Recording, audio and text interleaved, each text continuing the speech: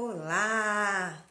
Que bom estarmos juntos novamente para mais uma atividade da Casa Espírita Maria de Nazaré, mais propriamente uma atividade ligada ao Evangelho segundo o Espiritismo. Boa noite a todos que estão chegando, nos fazendo aquela companhia gostosa, de corações unidos pelo ideal espírita cristã. Meu nome é Vânia, sou trabalhadora da Casa Espírita Maria de Nazaré, localizada no município de Poá. E hoje eu estou encarregada de fazer o Evangelho num item ligado ao capítulo 22, mas daqui a pouquinho nós iniciaremos o nosso Evangelho. Antes disso, vamos fazer aquela prece todos juntos, num só pensamento, num só sentimento, para que assim possamos nos colocar em condições de sermos auxiliados pela equipe espiritual da Casa Espírita Maria de Nazaré. Assim, para facilitar, vamos fechando os nossos olhos, serenando a nossa mente e o nosso coração, respirando lenta e profundamente, fazendo a prece que Jesus, Divino Pastor, médico de nossas almas, nos ensinou. Pai nosso que estais nos céus, santificado seja o vosso nome, venha a nós o vosso reino, seja feita a vossa vontade, assim na terra como no céu. O pão nosso de cada dia nos dai hoje. Perdoai as nossas ofensas, assim como nós perdoamos a quem nos tem ofendido. Não nos deixeis cair em tentação, mas livra-nos, Senhor, de todo mal. Que assim seja, graças a Deus e graças a Jesus. Meus amigos, temos alguns recadinhos de praxe em relação às atividades realizadas na Casa Espírita Maria de Nazaré. E temos novidades. Quarta-feira, a partir das 20 horas, das 20 às 20h45, teremos atividade presencial ligada à assistência espiritual aos dependentes químicos. Essa atividade é coordenada pelo nosso amigo Sérgio, que costumeiramente faz as lives de terça e quarta-feira. Então, sejam bem-vindos a essa atividade, então, agora, toda quarta-feira.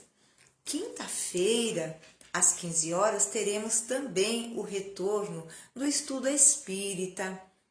Então, das 15 às 16 é o estudo. Depois, há uma atividade de assistência espiritual e mediúnica que é própria somente para os trabalhadores da casa. Mas o estudo é das 15 às 16. Meus amigos, temos um curso que se iniciou terça-feira passada, o que é o Espiritismo.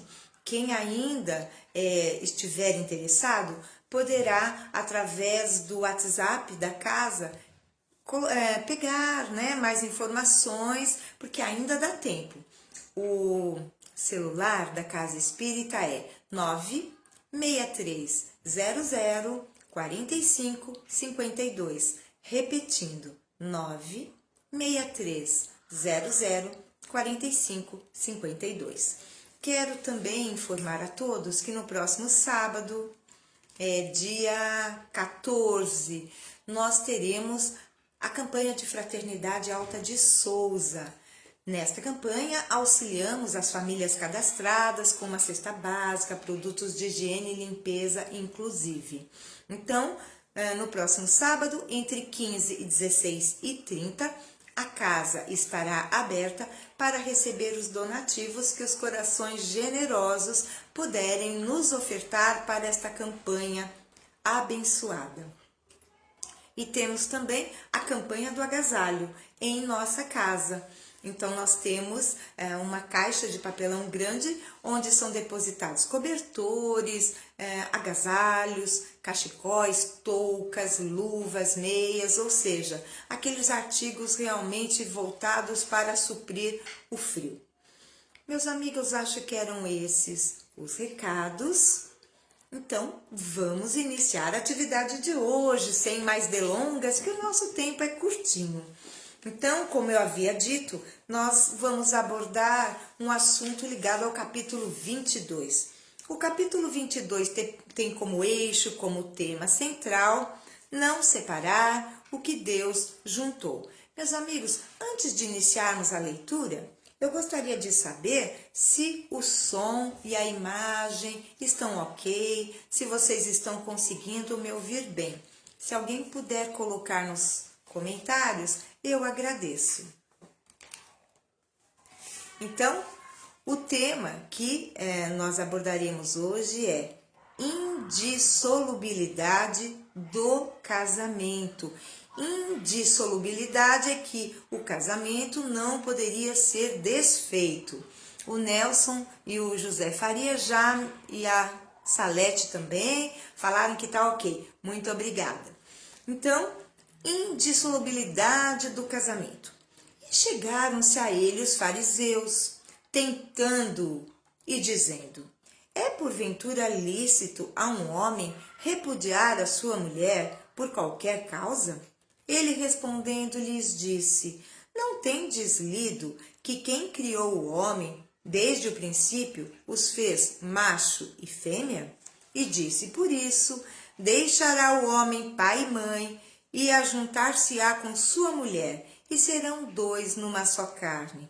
Assim que já não são dois, mas uma só carne. Não separe logo o homem o que Deus juntou. O que Deus ajuntou. Replicaram-lhe eles: pois por que mandou Moisés dar o homem à sua mulher carta de desquite e repudiá-la? Respondeu-lhes: porque Moisés, pela dureza de vossos corações, vos permitiu repudiar vossas mulheres, mas ao princípio não foi assim. Eu, pois, vos declaro que todo aquele que repudiar sua mulher, se não for por causa da fornicação e casar com outra, comete adultério, e o que se casar com a que o outro repudiou, comete adultério. Este é um trecho do Novo Testamento descrito em Mateus, capítulo 19, versículos de 3 a 9. Agora, nós vamos ouvir o que Kardec tem a nos esclarecer a respeito desse trecho lido do Novo Testamento. A não ser o que procede de Deus, nada é imutável no mundo. Tudo que procede do homem está sujeito a mudanças. As leis da natureza são as mesmas em todos os tempos e em todos os países.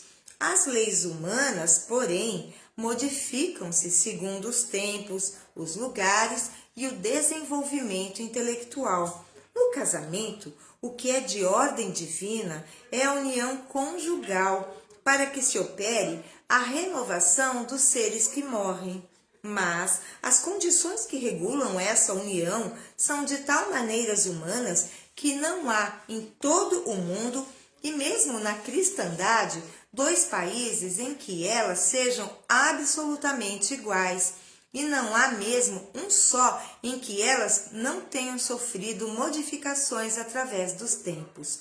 Resulta desse fato que, perante a lei civil, o que é legítimo num país e em certa época, torna-se adultério noutro país e noutro tempo. Isso porque a lei civil tem por fim regular os interesses familiares, e esses interesses variam segundo os costumes e as necessidades locais. É assim, por exemplo, que em certos países o casamento religioso é o único legítimo, enquanto em outros o casamento civil é o suficiente. Mas, na união conjugal, ao lado da lei divina material, comum a todos os seres vivos, existe outra lei divina, imutável, como todas as leis de Deus e exclusivamente moral, que é a lei do amor. Deus quis que os seres se unissem, não somente pelos laços carnais, mas também pelos da alma, a fim de que a mútua afeição dos esposos se estenda aos filhos e para que sejam dois, em vez de um, a amá-los, tratá-los e fazê-los progredir. Nas condições ordinárias do casamento, é levado em conta a lei do amor? Absolutamente. Não se consulta o sentimento mútuo de dois seres que se atraem reciprocamente, pois, na maioria das vezes, esse sentimento é rompido. O que procura não é a satisfação do coração, mas a do orgulho, da vaidade, da cupidez, numa só palavra, todos os interesses materiais. Quando tudo corre bem, segundo esses interesses, diz que o casamento é conveniente. E quando as bolsas estão bem equilibradas, disse que os esposos estão igualmente harmonizados e devem ser muito felizes. Mas nem a lei civil, nem os compromissos que ela determina podem suprir a lei do amor, se esta não presidir a união. Disso resulta frequentemente que aquilo que se uniu à força por si mesmo se separa e que o juramento pronunciado ao pé do altar se torna um perjúrio, se foi dito como simples forma. São assim as uniões infelizes que se tornam criminosas, dupla desgraça, que se evitaria se nas condições do matrimônio não se esquecesse a única lei que o sanciona aos olhos de Deus, a lei do amor. Quando Deus disse: serão dois numa só carne, e quando Jesus advertiu: não separe o homem o que Deus juntou, isso deve ser entendido segundo a lei imutável de Deus e não segundo a lei instável dos homens. Olha, nós teríamos mais um trecho para ler, mas vamos parar por aqui, porque o nosso tempo é exíguo e precisamos comentar a respeito deste assunto assim tão vibrante e importante e que vem à nossa mente, não é? A respeito da indissolubilidade do casamento, ou seja, é permitido, é possível se divorciar, estamos contrariando a lei de amor, a lei que Deus instituiu para que dois seres se unissem para constituir uma família e dar oportunidade assim para que os filhos venham, espíritos que vêm do espaço para progredir? Então, nós começaríamos dizendo que, como disse Jesus, né, o que Deus uniu, o homem não separa. Mas o que Deus uniu é pela lei do amor. Então, dois seres que vivem as turras, que discutem, que vivem brigando, que não se respeitam, que vivem pensando na separação.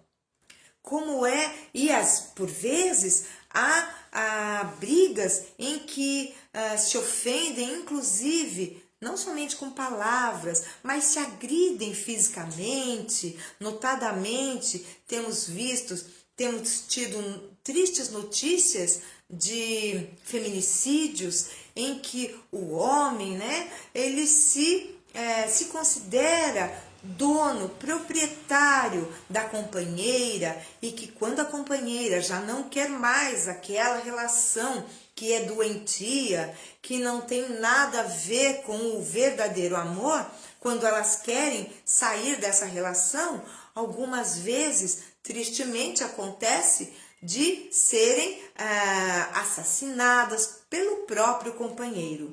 Então, na doutrina espírita, nós percebemos que sim, se um casamento não há respeito, não há carinho, não há amor, não há afeto, não há compreensão, nem harmonia, é claro que neste sentido é melhor que os seres se separem e deixem para uma próxima encarnação resolver esta questão quando talvez estejam mais evoluídos, porque se permanecerem juntos numa situação doentia, o pior pode acontecer.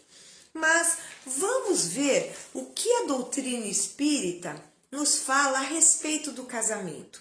existe uma questão no Livro dos Espíritos em que Kardec pergunta o que aconteceria se abolíssemos o casamento. E a resposta dos espíritos superiores seria o retorno à vida animal, ou seja, um retrocesso. Portanto, a instituição, o casamento, ele é um progresso da humanidade. E no livro Estudando a Mediunidade, de Martins Peralva, ele vai nos dizer que existem 5 tipos de casamento. Então, nós vamos nos incluir em algum desses. Provavelmente, quando nós ouvirmos os tipos de casamento, nós nos lembraremos de como é o nosso casamento, se somos casados, vamos lembrar de um amigo, de um familiar, de um vizinho. Então, o primeiro casamento que Martins Peralva ressalta é o casamento acidental.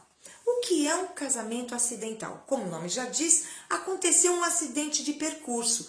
Não são almas que programaram para viverem juntas, para constituírem uma família.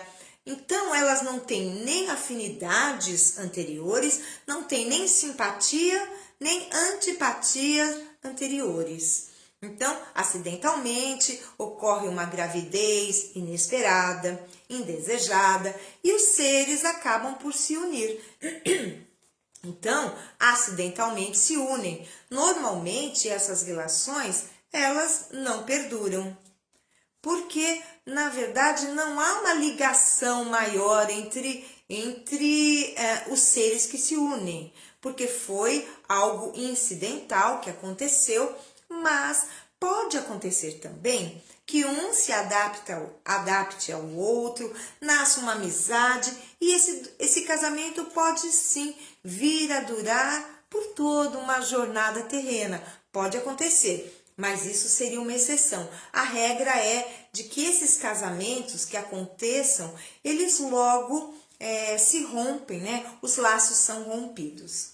Depois, Martins Peralva nos fala do casamento provacional. É um casamento de prova e é o maior número de casos que nós temos no planeta Terra se liga ao casamento provacional.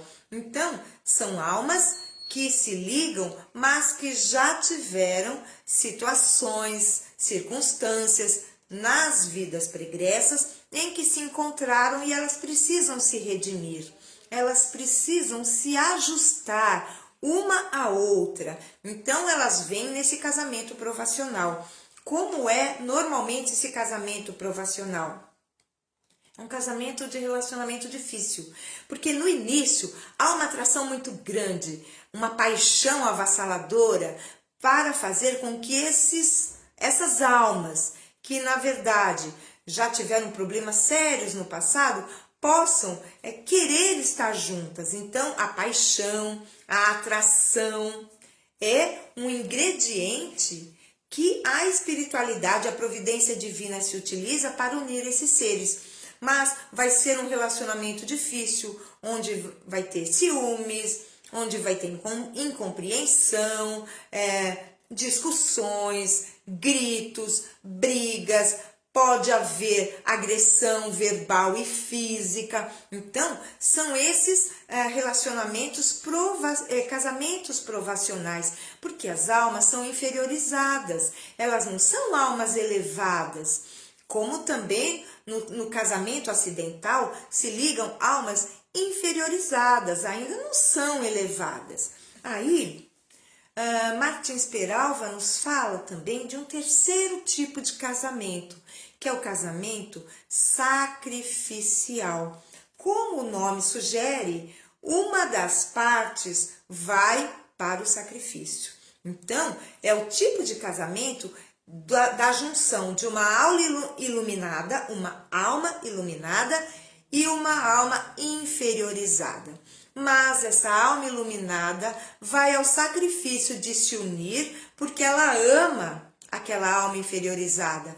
E o desejo dessa alma iluminada é que aquela parte, aquela alma inferiorizada, a quem ela devota tanto amor, possa, nessa união, elevar-se moralmente. Então, quem não leu ainda a obra Renúncia, é uma obra belíssima. Na psicografia de Chico Xavier, salvo engano, é de Emmanuel, autoria espiritual de Emmanuel. Então, é daqueles romances belíssimos. Então, o casal central, né, os personagens centrais dessa história, Renúncia, é Alcione ou Alcione. Eu vou falar Alcione como a cantora. Alcione e Carlos. Alcione, ela vem de esferas elevadíssimas, mas ela quer ajudar Carlos. E aí ela baixa a terra para auxiliar, para que Carlos engrene no caminho, na rota do bem. Então, eles acabam não casando, mas eles se amam.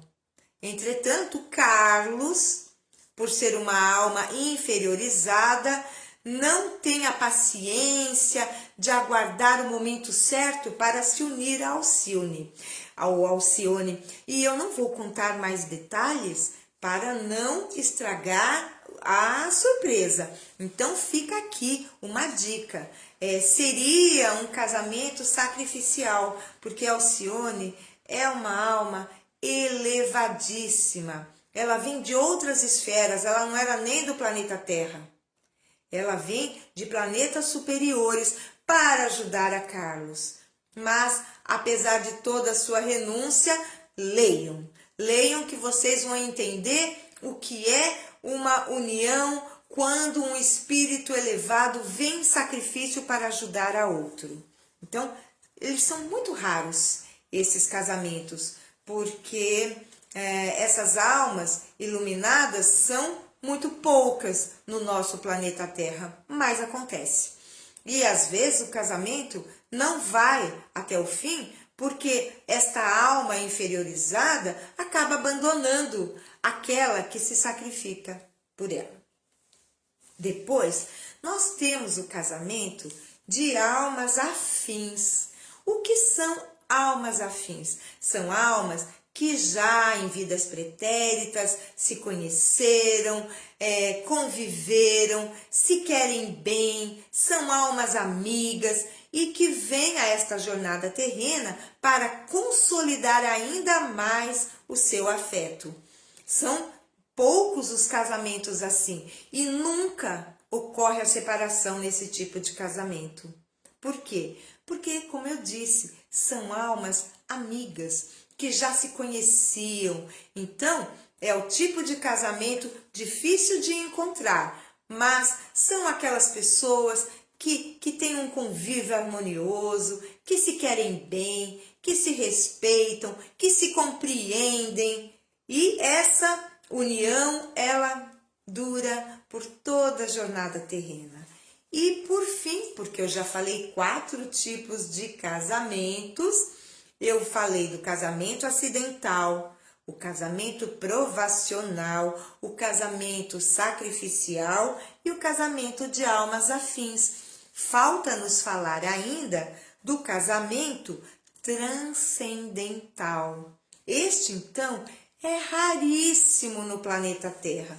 Por quê? Porque é o encontro de 2 almas iluminadas para trabalharem juntas, com fins altamente construtivos. Então, nós vamos dar um exemplo que temos na própria história do Espiritismo. Allan Kardec era casado com Amélie, deixa-me ver aqui, Baudet, pegar o nome dela certinho. Amélie Gabrielle Baudet.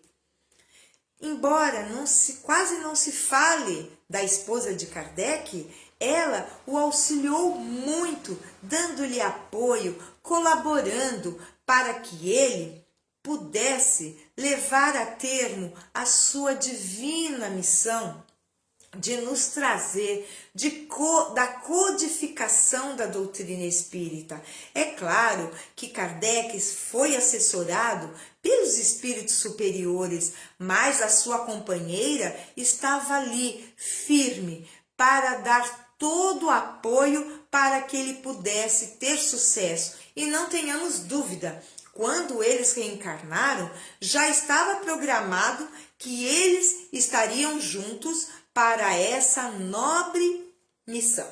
Então, meus amigos, verificando esses tipos de casamentos, nós entendemos que o casamento acidental, o casamento provacional, até o casamento sacrificial, rompem-se os laços. Por quê? Porque no casamento acidental e provacional, nós temos almas inferiorizadas. Almas inferiorizadas normalmente não estão dispostas a amar verdadeiramente, a perdoar, a superar os seus melindres. Então, é difícil que esses casamentos durem. Então, não há que se dizer numa indissolubilidade absoluta dos casamentos na Terra. Porque a esmagadora maioria das uniões ocorrem entre almas inferiorizadas, não almas elevadas. Então, onde é que nós veremos que não haverá separação? Nos casamentos de almas afins, almas amigas, não é? Fraternas, e também nos casamentos transcendentais, que são aqueles de duas almas iluminadas.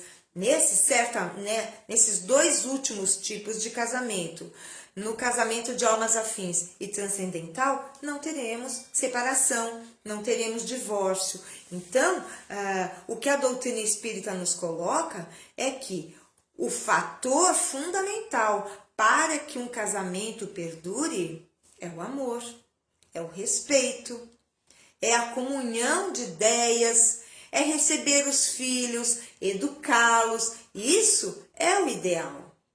É não ser egoísta, é pensar a dois, é dividir tarefas, é dividir decisões, compartilhar dores, mas alegrias também. Então, meus amigos, o casamento é uma união, não uma união somente de corpos, mas, sobretudo, união de almas. Meus amigos, o tempo já se foi. Eu até gostaria de falar mais, mas não é possível. Precisamos ser disciplinados, precisamos realmente seguir os horários. E eu também, daqui a pouquinho, estarei no trabalho de assistência, de desobsessão na Casa Espírita Maria de Nazaré. Então, meus amigos queridos, vamos encerrar a nossa conversa com uma prece, sempre dirigida a Maria de Nazaré, nossa Mãe Santíssima, Mãe de Jesus. Assim, convido a cada um de vocês para juntos elevarmos o pensamento e agora, ao término da nossa conversa, que possamos estar mais fortalecidos e aptos a receber o auxílio do mais alto, da equipe espiritual da Casa Espírita Maria de Nazaré. Oremos. Ave Maria, cheia de graça, o Senhor é convosco. Bendita sois vós entre as mulheres, bendito é o fruto do vosso ventre, Jesus. Santa Maria, Mãe de Jesus, rogai por nós, os seus filhos, agora e na hora do nosso desenlace. Que assim seja, assim é e assim será para todo sempre. Graças a Deus, graças a Jesus. Queridos amigos, fiquem conosco todos os dias às 18 horas. Tem sempre um trabalhador da Casa Espírita Maria de Nazaré esperando por você. Então, hoje fui eu, Vânia. Terça e quarta, Sérgio. Quinta, Ezequiel. Sexta, eu retorno. Sábado, Ezequiel. Domingo, Arielle. Fiquem com Deus, um ótimo final de sexta-feira, um abraço fraterno e apertado a cada um de vocês. Paz e luz. E até a próxima. Um grande beijo. Vão lá, deixem seu like, ajudem-nos a impulsionar este canal para que possamos levar a doutrina espírita a muito mais corações. Então, meus amigos, hoje fui eu, amanhã será o Ezequiel, domingo a Arielle, segunda eu retorno. Terça e quarta, Sérgio deve retornar já na semana, quinta Ezequiel e assim sucessivamente. Um beijo no coração. Até a próxima, meus amigos. Fiquem com Deus.